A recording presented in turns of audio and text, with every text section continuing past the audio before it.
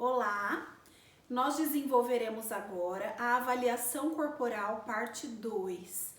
O que nós avaliaremos? Nós avaliaremos FEG, que é a popular celulite, as estrias, gordura localizada, flacidez tissular e muscular e o edema. Antes disso, nós iremos recordar alguns pontos importantes da avaliação de cada uma dessas alterações estéticas. Bem, para avaliar FEG, nós podemos lembrar que FEG pode ser dividida, distinguida clinicamente em 3 ou 4 graus. Como avaliaremos esses graus? Para avaliar FEG, normalmente o grau 1 ele só é visível a compressão, ou seja, o indivíduo está em diferentes posições e essa região, essa celulite não aparece. Não é clinicamente evidente a FEG grau 1.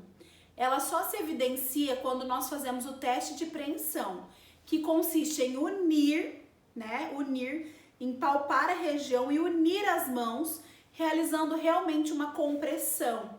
Esse teste ele pode ser chamado como teste de preensão ou teste da casca de laranja. A compressão, então a celulite grau 1 é evidenciada por meio da alteração do relevo da pele. Qual a outra forma que nós podemos definir uma celulite grau 1, uma FEG grau 1? Por exemplo, a mulher não apresenta o aspecto celulítico em nenhuma posição corporal, sobretudo na posição ortostática, mas quando ela cruza as pernas ou quando algum segmento está em compressão, também essas ondulações se evidenciam. Bem, esse é o grau 1. O grau 2 será de que forma avaliado? Normalmente, as ondulações são visíveis quando o indivíduo está em posição ortostática. Na posição ortostática, a região se evidencia por alteração de relevo. E quando esse indivíduo é colocado em decúbito ventral, o popular barriga para baixo, Então, quando deitamos a cliente em decúbito ventral, devido a uma acomodação do tecido adiposo, somem as áreas de ondulação, ou seja, como se essa cliente não tivesse celulite, certo? Já no grau 3, nós veremos o quê? A celulite na posição ortostática, clinicamente visível, a FEG, aquelas ondulações, são visíveis na posição ortostática, são visíveis em decúbito ventral. Eu não necessariamente preciso realizar o teste de preensão para identificar essa celulite. A partir disso, eu sei que é grau 3 já. E o grau 4, eu tenho que, quando o autor divide, aí na nossa prática clínica nós podemos diferenciar, nós podemos escolher a forma de avaliar essa celulite, se avaliaremos em 3 ou em 4 graus, nós vamos identificar o quê? Uma piora desse estágio, dessas ondulações e uma piora da fibrose. Normalmente perceptível a palpação, a avaliação palpatória. E o cliente tende a referir mais dor, certo? Então, nós veremos em instantes como é possível avaliar a FEG a partir de um cliente que eu não vou, aqui eu fui mudando os estágios, mudando os graus, mas a partir de um cliente que chega até mim. Quais são as posições que eu preciso colocar esse cliente? Bem, vamos agora partir para a região da gordura localizada. Como eu avalio uma gordura? Bem, primeira coisa, eu preciso saber se o indivíduo tem gordura localizada, gordura regionalizada ou gordura generalizada. Quando a mulher tem, por exemplo, um biotipo ectomorfo, que é uma pessoa magra, mas ela tem uma regiãozinha da gordura, geralmente um flanco ou uma gordura infraumbilical, que nós chamamos popularmente de pochete, ou um culotezinho, aquilo é uma gordura localizada. Quando essa gordura se estende para aquela região, exemplo, toda a gordura na região, não só dos culotes, mas os quadris, glúteo e coxas, e o restante dos segmentos corporais não tem tanta evidência de gordura, nós falamos que essa gordura se distribuiu ali pela região. Então, denominamos gordura regionalizada. E quando o indivíduo tem um sobrepeso, né, significativo em todo o corpo, de forma que eu consigo visualizar várias áreas que tem a gordura, nós dizemos que esse indivíduo tem a gordura generalizada, tá? Isso para efeito de avaliação. Bem, o que nós também precisamos observar em relação à gordura? Nós precisamos observar se essa gordura é flácida ou compacta, né? Normalmente tem indivíduos que têm a gordura mais rígida, mais túrgida.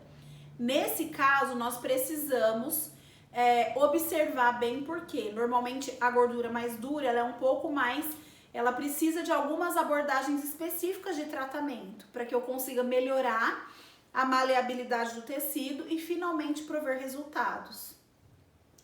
A gordura menos dura, né, então a gordura mais mole, é um pouco mais tranquila de tratar, sabendo que se essa gordura também for associada à flacidez de pele, eu preciso ter um enfoque na gordura e flacidez. Mas normalmente aquela gordura que nós pensamos ali no cliente e a gente consegue perceber que não é uma gordura tão firme, tão dura, é uma gordura menos criteriosa para se tratar.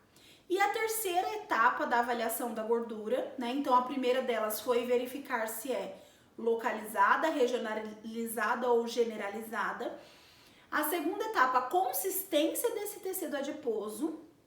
E também precisamos verificar a presença de gordura visceral. E a terceira etapa é verificar o quanto de pinça eu consigo ter nas mãos. Quando eu pinço aquela gordura, qual é a espessura da minha pinça? Então nós sabemos o quê? Que as pinças, quando nós tracionamos a gordura localizada, aquela pinça precisa ser maior que 2 centímetros. Até 2 centímetros não é considerado como gordura.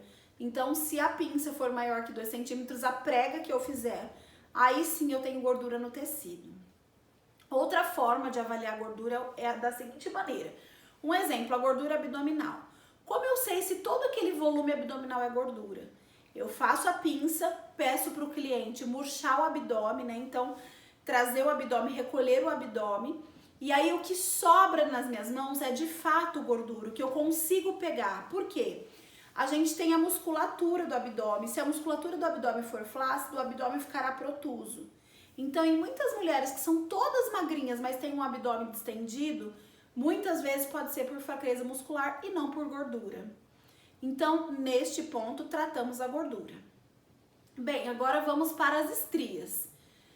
Primeira coisa que nós precisamos avaliar clinicamente nas estrias é se essa estria é vermelha ou rubra, ou ela é branca, que nós também chamamos de alba. Alba ou rubra é a mesma coisa que dizer vermelha, alba, e rubra, branca, alba, e vermelha, rubra, é isso mesmo. Então é a mesma coisa que dizer estria branca, alba, vermelha, rubra.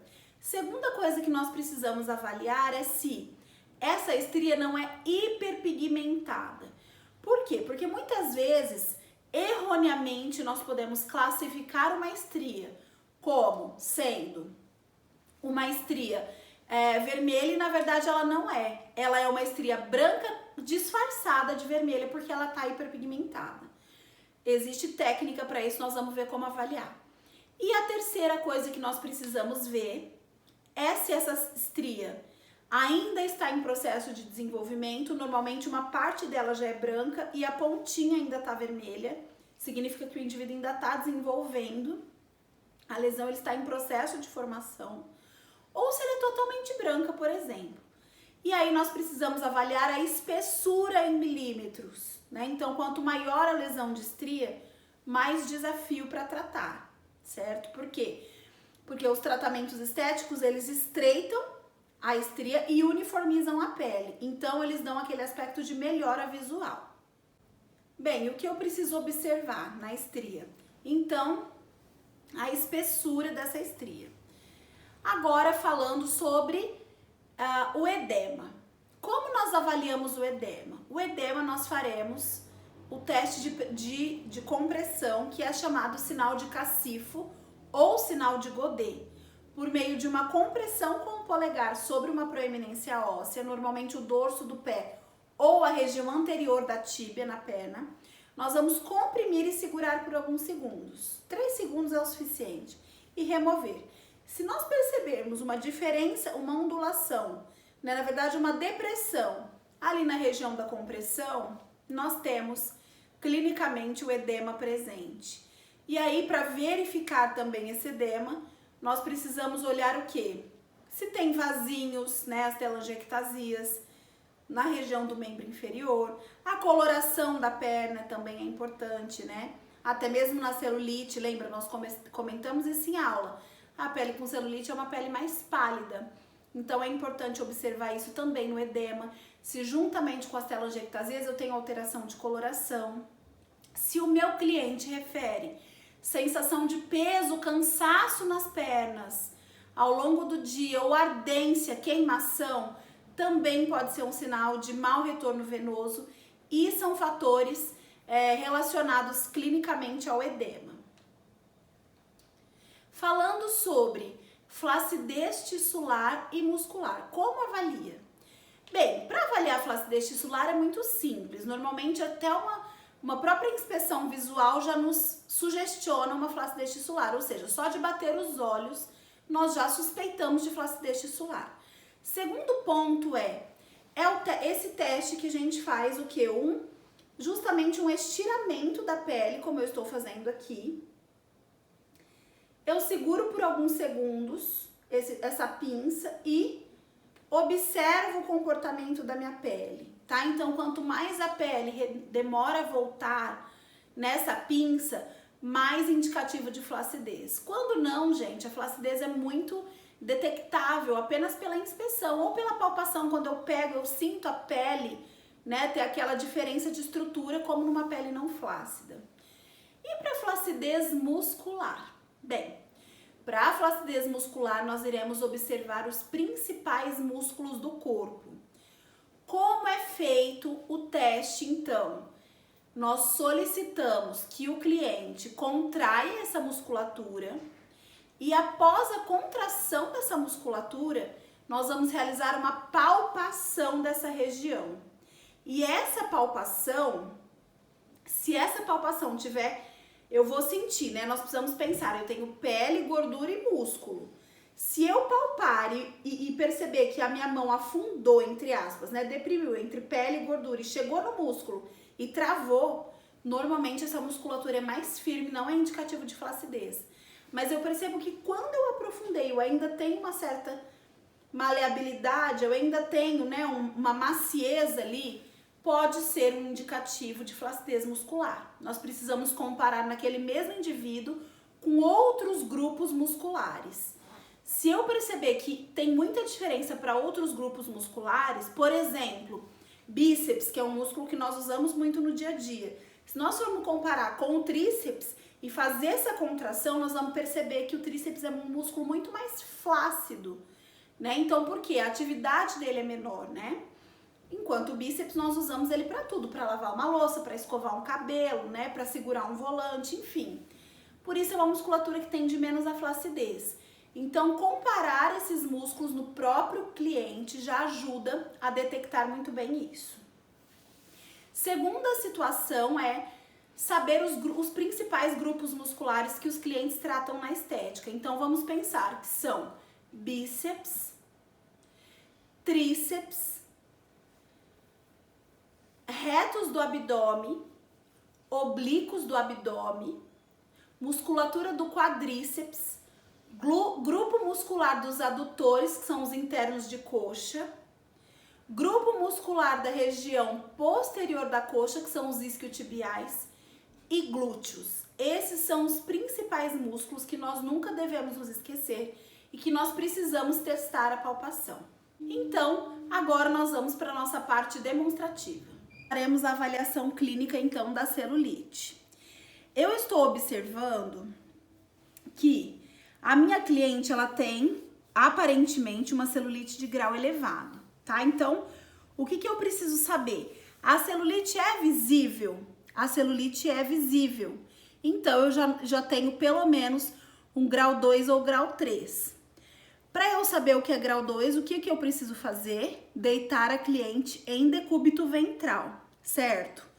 Ok, então nós faremos isso para nos certificarmos qual é o grau de fato da celulite da cliente. Mas antes disso, eu quero que nós aproveitemos aqui a oportunidade que a cliente está aqui com a gente e que nós observemos algumas áreas que são áreas mais profundas, tá? Então, são áreas em que o corpo ele realmente tem uma retração da pele, que eu vou observar, por exemplo, aqui nessa região, né? Vou observar onde? Aqui nessa região, não sei se dá para visualizar aí onde vocês estão. E essas áreas aqui, ó, em que a gente tem várias linhas na horizontal, certo?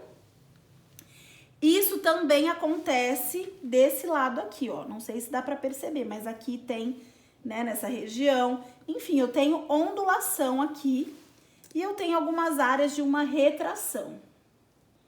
Essa retração, principalmente essas retrações mais lineares, não são áreas de celulite, são aderências.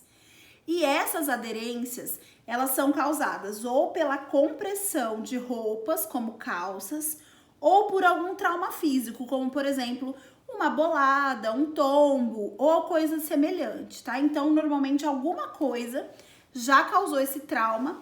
Percebam que aqui, ó, é onde a pessoa senta. Então, na região em que os ossos exercem pressão, normalmente tem um pouco de retração. Isso é muito comum acontecer nas mulheres, principalmente essas linhas da calça. Aqui nós precisamos tratar como aderência e não como celulite. Bem, então aqui agora, ó, o cliente está em decúbito ventral, como vocês estão vendo, e ó, essa região, toda a região posterior da coxa é possível ver, certo?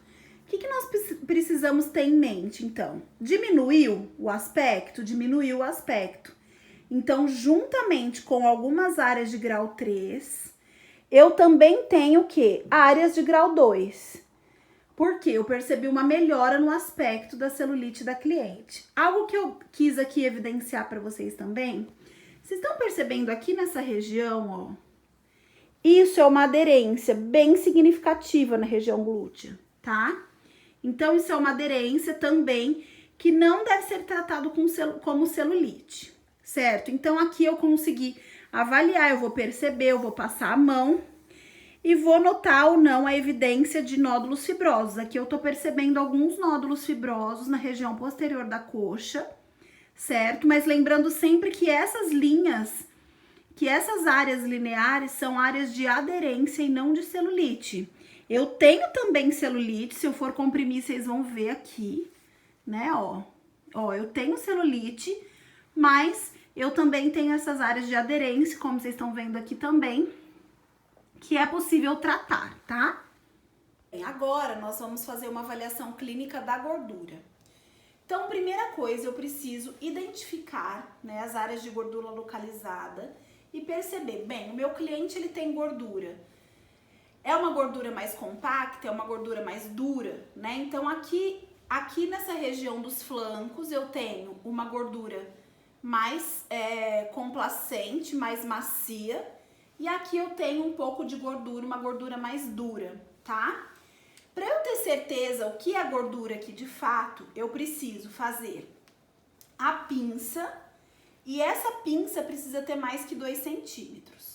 Aqui nós estamos visualizando, tem mais facilidade nesse sentido aqui, ó. Nós estamos visualizando que a pinça tem sim mais que 2 centímetros. Outra forma de avaliar o que realmente é gordura e o que é flacidez de abdômen é da seguinte maneira: eu vou pedir para minha cliente murchar a barriga o máximo que conseguir. E aí eu vou pinçar realmente o que sobrar na minha mão, que eu conseguir pinçar de fato, realmente é a gordura localizada, tá? Então, eu já percebi, aqui a consistência é mais firme e eu tenho uma prega maior que 2 centímetros. E eu também percebi o quê? Que parte dessa pode relaxar, parte desse volume abdominal não é gordura, é flacidez muscular, tá? Poderia ser só gordura, caso, por exemplo, murche o abdômen. Se a minha cliente tivesse esse abdômen, só com esse restante aqui, o que sai na minha mão, de fato é gordura, certo? Então eu percebo, pode relaxar, uma diferença de gordura nessa região e nessa região. Aqui eu tenho uma gordura muito mais muito menos túrgida, muito menos firme, e aqui eu tenho uma gordura mais firme. Isso me dá diferenças clínicas no momento do tratamento, que na hora certa vocês vão saber como fazer, tá? Aqui nós estamos só avaliando, então a gente consegue diferenciar e caracterizar essa gordura. Bem, agora nós iremos avaliar clinicamente o edema. Já é possível a gente perceber por quê? A cliente tem marca das meias aqui, mas algo que nós também podemos notar são os vasinhos, né? As telangiectasias aqui na região. Então, só para exemplificar o teste de Cacifo, o teste de Godet, nós vamos realizar uma compressão. E aí eu percebo, ó, é visual, tá? Uma depressão aqui na região da perna, tá? Então, em vários pontos, é possível evidenciar esse edema.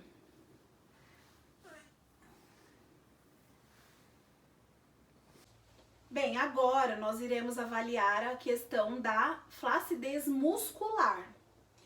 Como que nós faremos isso? Nós faremos justamente naqueles grupos musculares que nós já havíamos comentado. Então, o primeiro passo nós iremos começar pela musculatura do braço, tá? Então, eu vou pegar a mão da minha cliente, vou pedir para ela dobrar 90 graus, aqui assim, tá? E vou fazer uma resistência, ou seja, eu vou trazer para mim e a cliente vai puxar para ela. Puxa. Com isso eu vou fazer, aí não dá para ver que eu tô do lado contralateral, mas nós vamos fazer a palpação do músculo deltoide em toda a sua extensão. Deltoide não, desculpa, do bíceps. Lembrando que o bíceps, ele tem origem aqui no sulco intertubercular do úmero e ele tem a inserção aqui na região do cotovelo. Então, nessa dobradiça. Então, toda a extensão do bíceps deve ser palpada mediante essa resistência manual que eu estou oferecendo. Novamente, vamos lá. E aí eu vou fazer essa palpação. E o tríceps, justamente, é muito semelhante, mas o movimento é o contrário. O tríceps a gente contrai quando nós estendemos o cotovelo. Então, agora, eu vou dobrar 90 graus, pedir que a minha cliente empurre a minha mão, empurra, força, força, força, e vou fazer a palpação de todo o segmento do tríceps, certo? Ok. Próxima musculatura, musculatura do abdômen. Nessa musculatura eu vou observar se a minha cliente tem a flacidez do músculo e a diástase do músculo reto abdominal. Como que eu vou fazer isso? Eu vou pedir que a minha cliente dobre os joelhos e apoie os pés na cama, dessa forma, tá? Com os braços estendidos ao lado do corpo. Eu vou posicionar os meus dedos aqui, ó, bem na região da linha alba, aqui na junção entre os dois músculos retos do abdômen, e vou palpar em toda a extensão, desde as últimas costelas até a região da sínfise púbica, que é a inserção do reto do abdômen. Então, eu venho, sobe um pouquinho, como se fosse fazer um abdominal, pode levantar, e vou palpar aqui toda a extensão, tá? Então, se a minha cliente, se eu perceber que tem uma abertura, tá? Eu posso até deslocar para os lados, assim, ó. Se eu perceber que há uma abertura aqui, essa minha cliente vai ter a diástase. No caso, a minha cliente, ela já fez uma cirurgia, então ela não tem a diástase.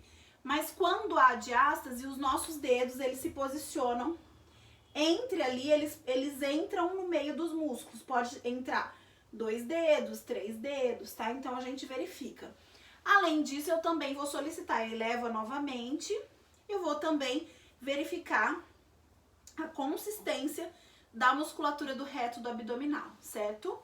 Ok, agora eu vou pedir para minha cliente estender as pernas e nós vamos verificar a musculatura da região da coxa, tá? Então, tanto a musculatura quadríceps quanto o interno de coxa. Como fazer isso? Musculatura quadríceps, eu vou pedir para minha cliente elevar a perna, eleva, e eu vou fornecer uma certa resistência e vou palpar aqui, ó, em toda a extensão da musculatura, tá? E vou verificar o quanto a minha mão trava ou ela afunda mais um pouco, tá? Ok. Verificamos quadríceps, é hora de verificar o interno de coxa. Eu vou posicionar minha cliente aqui, vou fazer uma resistência, como se eu quisesse abrir a perna e ela vai forçar pra dentro. Força 1, 2, 3 e já. E eu vou palpar toda a musculatura aqui do interno de coxa, certo, gente? Então, já fizemos toda a região anterior, os principais músculos, certo? E agora, nós vamos fazer, então, a região glútea. Eu vou pedir para minha cliente virar em decúbito ventral.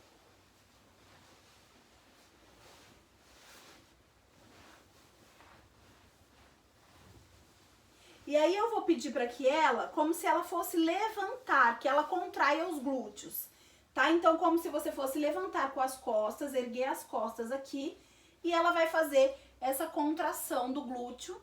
E eu vou, faz que você vai erguer a perna aqui, finge que vai erguer tudo. Opa, relaxa, relaxa a perna. Que vai erguer ela esticada, assim, ó. Isso. E eu vou fazer uma de cada vez. Primeiro essa, e eu vou palpar para verificar lá na musculatura.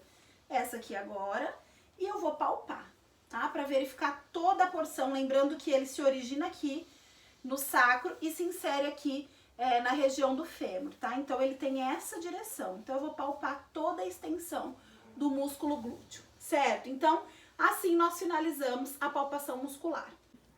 Bom, então vamos avaliar a estria. Então, primeira coisa que nós precisamos observar é se essa estria é branca ou vermelha, tá? Então, aqui não tem estria vermelha, vocês estão vendo, né? Infelizmente, a gente não tem pra mostrar aqui. Mas, o que a gente consegue perceber? Ó, eu vou tampar o reflexo um pouquinho pra que vocês vejam. Vocês estão vendo que sob a luz, ó, a luz tá batendo no tecido e a estria, ela tem esse aspecto cintilante. Isso nós chamamos de efeito nacarado, tá? Então, estria branca com aspecto nacarado, que é esse brilhante. Essa estria é estria branca. Segunda coisa que nós precisamos observar é a espessura da estria, tá? Então, uma estria relativamente média, não é uma estria tão larga, né? Uma estria mais média, tá? E aí, nós percebemos também a disposição. Ela tem uma disposição mais linear, que normalmente as estrias, elas se rompem de forma perpendicular ao estiramento, né? Então, uma estria mais linear, essa estria aqui é uma sequela de gestação, né? Então, uma estria mais linear, como nós estamos vendo aqui, ó, várias linhas. E tem uma espessura média, tá? O que eu avaliaria aqui? Só pra gente simular, já que a gente não tem uma estria branca hiperpigmentada, lembra que eu falei que se confunde muito com a vermelha? Como que a gente avalia quando a estria... Vamos supor que essa estria aqui tivesse uma coloração suspeita. Eu tô na dúvida se é vermelha, se é branca. Eu vou fazer justamente esse exercício de mobilizar contra a luz, tá? Então, mobilizar contra a luz. Se contra a luz essa estria surgir em algum momento a coloração branca, ela é uma estria branca hiperpigmentada. Se ela não tiver a coloração branca, quando eu deslocá-la, né? Então, normalmente eu deslizo a pele assim, ó, contra a luz para ver se a coloração branca surge. Então, quando ela surge dessa forma aqui, né? Então, surge a região branca, mesmo que em outro ângulo ela fique aparentemente vermelha, ela é uma branca hiperpigmentada. Outro aspecto clínico muito evidente é a presença de pápulas na região da estria, né? Então, aqui a gente percebe uma pápula, ó, tá? Principalmente, aqui é uma estria antiga, mas principalmente, ó, aqui uma pápula. Nas estrias mais jovens, normalmente a gente tem o prurido, que é a coceira, mais a presença da pápula. E muitas vezes são muitas pápulas, né? Então, é muito comum essa característica em estrias jovens, sempre a presença de pápulas, certo? Então, lembrando, nós iremos diferenciar se é branca ou se é vermelha. E se eu ficar na dúvida se é vermelha ou se é manchada, eu vou deslocar sob, ou seja, abaixo da luz em várias direções, essa pele, para que eu perceba se ela em algum momento se torna branca e até mesmo nacarada, que é brilhante, certo?